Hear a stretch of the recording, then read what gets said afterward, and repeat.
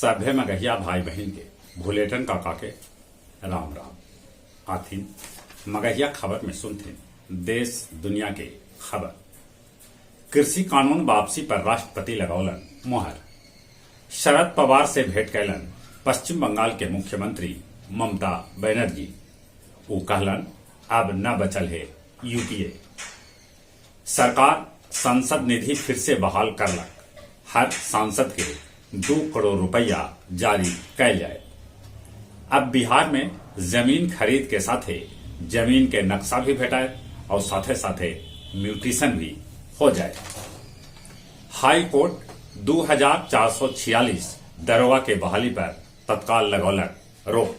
मामला 268 सफल उम्मीदवार के सूची में नाम शामिल न होवे के है। 2022 लेल मध्यमा परीक्षा के फार्म ऑनलाइन भरत। कोरोना के देखैत अब 15 दिसंबर से अंतर्राष्ट्रीय उड़ान न करल जाए। कोई तरह के अब हर्ष फायरिंग करे पर कैल जाए मुकदमा। किशनगंज के पोठिया प्रखंड में मतगणना घड़ी होयल हंगामा में एसपी समेत आधा दर्जन पुलिसकर्मी घायल हो गए।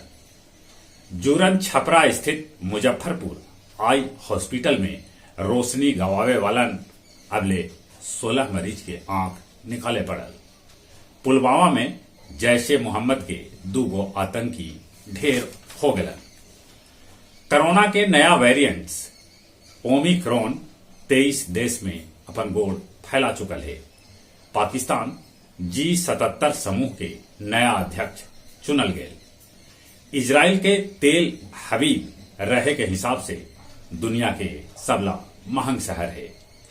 अमेरिका के मिशिगन हाई स्कूल में एगो 15 बच्चर के लड़का अंधाधुंध फायरिंग कर देल, जेकरा में 4 लड़कन के मौत हो गया। पेरू के एगो मकबरा में भेटायल 1200 बच्चर पुरान मम्मी। आज मंगोलियाई संसद के अध्यक्ष जानदान शतार गोबजाब अपन 23 सदस्यीय शिष्टमंडल के साथे बोध गया आ रहलन है। गया रुक्मिणी तालाब में नौका विहार टेस्टिंग सफल रहल। नया साल से ई तालाब में नौका विहार के लुफ्त उठा सका थन गयावासी। डोभी चेक पोस्ट पर पकड़ल गए 20 लाख रुपया के गांजा और 765 बोतल दारू। बजीरगंज के बिच्छा गांव में एगो खरिहान में आग लगे से 8 बीघा के धान के बोझा जल के खाक हो गए। कल दक्षिण बिहार केंद्रीय विश्वविद्यालय के हिंदी विभाग में कैल गए भीति पत्रिका के विमोचन। और अब कुछ खेल के समाचार। न्यूजीलैंड के साथ दोसर का टेस्ट मैच कल से वानखेड़े स्टेडियम मुंबई में खेलल जाए। यहां भारत न्यूजीलैंड के खिलाफ 45 बच्छर पहले जीत हासिल कैलक हल। इंग्लैंड की महिला फुटबॉल टीम लाताविया के रिकॉर्ड 20-0 से हरौलक। जूनियर हॉकी विश्व कप में जर्मनी, अर्जेंटीना, भारत और फ्रांस सेमीफाइनल में पहुंच गए। कुछ बिहार ट्रॉफी में बंगाल बिहार के 10 विकेट से रौंद दिलक।